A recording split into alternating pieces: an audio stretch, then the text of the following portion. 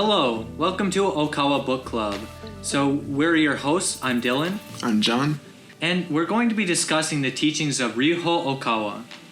Ryuho Okawa is a world teacher, master, and CEO of Happy Science Group. Today we're going to be discussing Ryuho Okawa's newest publication, which will be released soon, called Twiceborn, My Early Thoughts That Revealed My True Mission.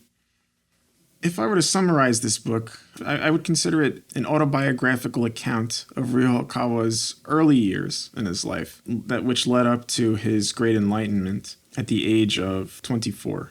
And I have to say, this is not like any autobiographical book I've ever read in my life, because it isn't just Ryuho Okawa talking about his life and giving an account of details that aren't particularly of any relevance to the reader, just for the sake of writing it. And instead, he gives an autobiographical account that discusses his early life and the lessons that he learned through his experiences.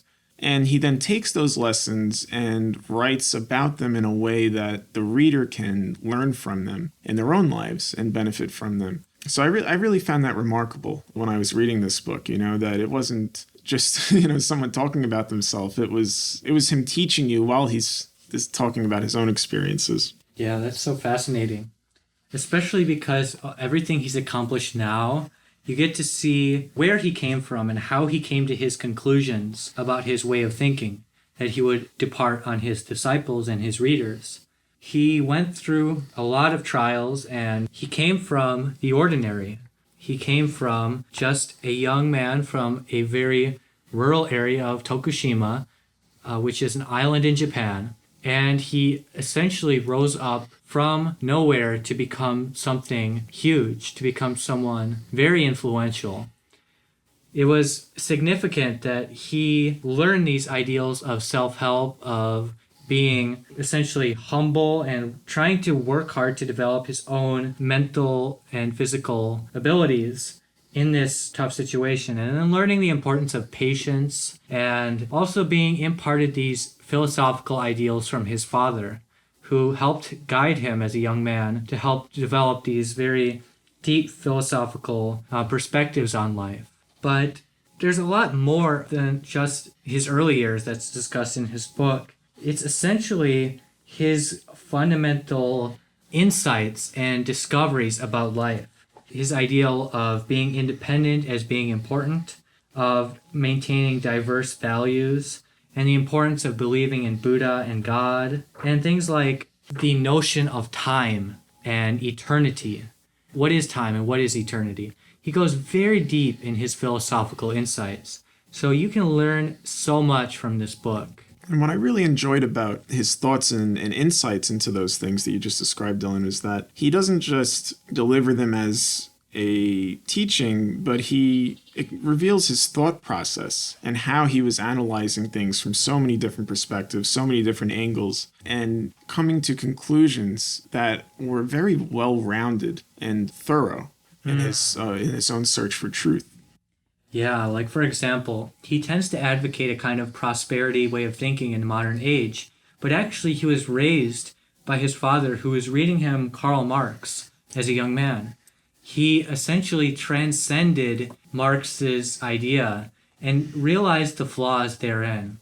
So all of his ideas, they come from knowing the other side of the debate, and then understanding that perspective to its fruition, and then finding the mistakes therein and advocating the philosophy he believes is correct, from understanding full well the implications of these ideas.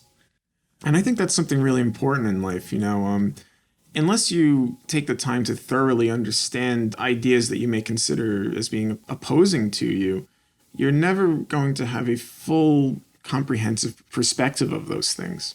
And, so I think Ryuho Okawa, although today, obviously, he's very critical of communism, it was definitely beneficial for him to have been exposed to it at a young age.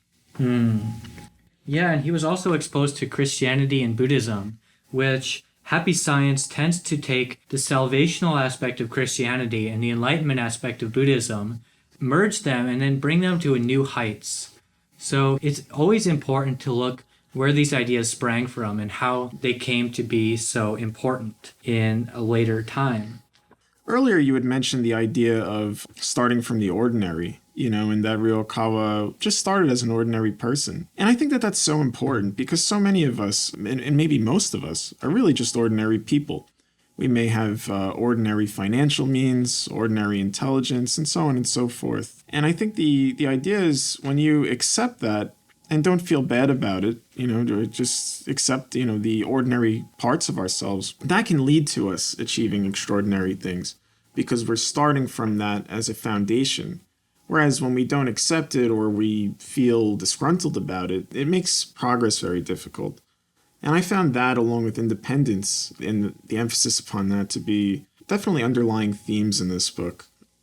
Now, the Tokyo Dome lecture was a very significant moment in time for Ryo Okawa and for Happy Science in general.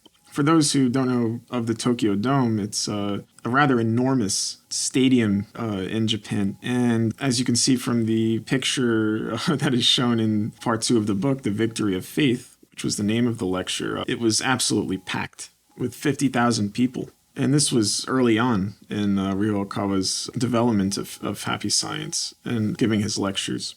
I found that the Victory of Faith lecture is as relevant today as it was in 1991 because the underlying theme of it was exactly what it sounds like, that faith ultimately is what will allow us to have victory in life. And, and that just the idea, as he says in the beginning of the lecture, that faith is the power that makes all the impossible possible. He goes on to say it eliminates all difficulties, makes all suffering disappear, and opens the direct road to God. I think that little quotation really does summarize so many of Ryokawa's teachings in a very profound way. What would you add about the lecture, Dylan? Well, this announcement that he is not Ryo Okawa, he is Ryo Okawa, but he's not Ryo Okawa. He's something more. And what that means is more being El Cantare. El Cantare was revealed in that lecture for the first time in history. The first time the people of the world got to know the name of God, the name of the Creator. This name El Cantare means the beautiful land of light earth. And it signifies that there is a supreme God who reigns above all other gods on this planet. And that God is guiding not just one country, not just one ethnic tribe, but guiding the whole world. And the people of different religions all believe in this God. They just call him different names. Well, Ryo Okawa revealed El Cantare is the name of the God they've been believing in. And by announcing this, he kind of opened the gate to a new age, opened the gate to a new future. Since you mentioned, John, that faith can overcome all difficulties and faith can overcome all these worldly pains, actually, by knowing the name of God, we can live so much more splendid lives, and by knowing the characteristics of God, we can live in the right direction as human beings from the most clear perspective and for the first time in history. Happy Science is a group which unites these different religions and different spiritual groups all together as one because we view that they're believing in the same being and their teachings all came from the same source. So that source is now active again and is acting through Ryo Okawa. And that essentially shows us that our current lives are so important. We are given the most miraculous chance to be born with the one who has been guiding humanity from the beginning of creation. We have been born with that being who has been watching over us. And so now that he's here, we can learn so much. And by going through part 1, we can see how such a being lived his early days and how he came to be who he is today. And that itself is the greatest treasure or the greatest mercy. Of course, reading is not everyone's forte. Perhaps you might be listening to this because you like audiobooks or because you might like more podcast-like things. So this book will be made into a movie for all people to be able to see. It will be coming soon after this book is published, and we hope you can search for it and look out for it. There will be a link to how to watch this movie on okawabooks.com. So you'll find the link to the website of the Twiceborn movie, and you can use that site to find a theater near you. I highly recommend you watching it, even in this time of pandemic, because this is essentially the movie you were born to see. And just by watching it, you yourself can experience your own Twiceborn moment. You can experience your own changing of your life into a new life. Because you'll see how a young man grew up, became an elite, became so successful and renounced the world, starting his new life as a religious leader. So you can overcome your material attachments, your material success, and abandon them to live a more religious and spiritual life by watching this movie. I absolutely agree. You'll get to see firsthand what it means to start from the ordinary and to become the extraordinary. Yes. So that really concludes today's Twiceborn book review and book study. You can get this book at major bookstores or on Amazon.com or OkawaBooks.com. By getting this book and by sharing it with your friends, I hope that you all experience that Twiceborn moment in your own lives. And please check out the movie and share it with your friends as well. It was great talking to you again, John. Likewise, Dylan. In these trying times, stay happy, healthy, and positive.